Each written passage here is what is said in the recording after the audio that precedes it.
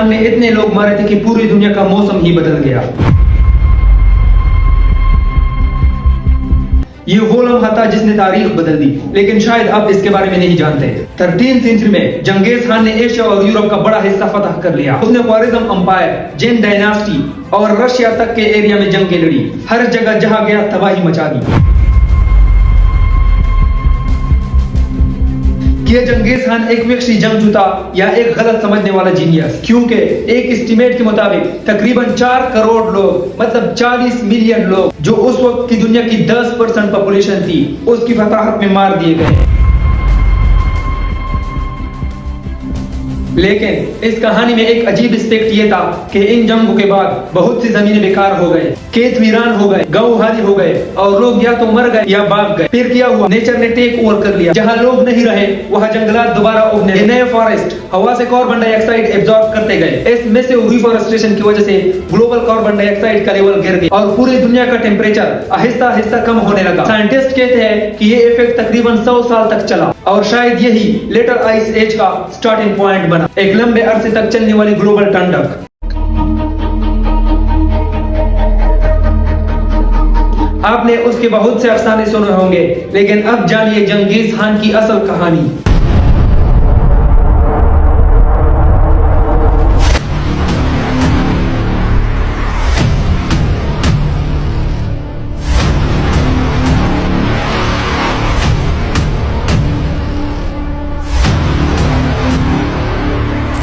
अगर दुनिया के जालिम तरीन बादशाहों का नाम लिया जाए तो उनमें से जंगीज खान का नाम सबसे टॉप पर होगा। जंगीज खान, जिसका असल नाम तिमोजन था, मंगोलिया के एक खानाबदोश कबीले में पैदा हुए। उसका बचपन बहुत मुश्किलात में गुजरा। जब वो 8 साल का था तो उसके वालिद को जहर देकर मार दिया गया और कबीले ने उसकी माँ और बहन भाइयों को बेयार मददगार छोड़ दिया। नौजवानी में तिमोजन ने यानी जंगीज खान ने अपनी जहानत, बहादुरी और सख्त मिजाजी की बदौलत ताकत हासिल की और मुख्तलिफ मंगोल कबाइल को फतह करके एक आलमी हुक्मरान बन गया। जंगीज खान ने दुनिया की सबसे बड़ी सल्तनत कायम की, जो चीन से लेकर यूरोप के दरवाजों तक फैली हुई थी। एक दफा जंगीज खान ने ख्वारिज़म शाही सल्तनत के बादशाह अलाउद्दीन मोहम्मद को तिजारती ताल्लुकात की पेशकश की, लेकिन जब मंगोल कबीला वहां पहुंचा तो वहां के लोगों ने धोखे से उनको कत्ल कर दिया। जंगीज खान ने इस मामले को हल करने की कोशिश की, लेकिन ख्वारिज़म सल्तनत के बादशाह अलाउद्दीन मोहम्मद ने मंगोल के सफीरों को भी कत्ल कर दिया और ये जंगीज खान के लिए एक ऐलान जंग से कम नहीं था। जंगीज खान ने एक बेहतरीन हिकमत अमली अपनाई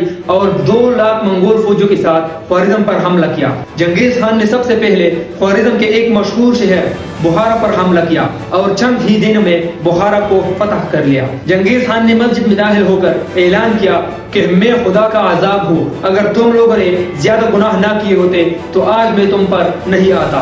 शहर को लूट लिया गया और हजारों सिपाहियों को कत्ल कर दिया गया। ये जंग मंगोल सल्तनत बनाने में एक अहम कदम साबित हुई। जंगीज खान ने अपने दौर में न सिर्फ दुनिया के सबसे ताकतवर सल्तनतों में से एक यानी मंगोल की सल्तनत की बुनियाद रखी, बल्कि अपनी सल्तनत को बढ़ाने के लिए करोड़ों लोगों को हमेशा के लिए खत्म कर दिया। जंगीज खान की फौज जिस इलाके में भी निकल जाया करती थी तो इंसान बल्कि सांस लेने वाला कोई जानवर भी जिंदा नहीं बचता था। यहाँ तक कि खेतों में लहराने वाली खरियाली को भी आग से जला दिया जाता था। अगर ये कहा जाए तो शायद ये गलत नहीं होगा कि उस वक्त डर और खौफ का दूसरा नाम ही जंगीज खान था। आज की वीडियो में हमारा टॉपिक जंगीज खान की जिंदगी नहीं बल्कि उसकी मौत और उसकी वो कब्र है जो आज तक एक राज है। बात अगर जंगीज खान की मौत की करें तो आपको बताता चलूं कि जंगीज खान की मौत 1227 ईस्वी को हुई थी, लेकिन उसकी मौत कैसे हुई इस पर हिस्टोरियन अलग अलग राय रखते हैं।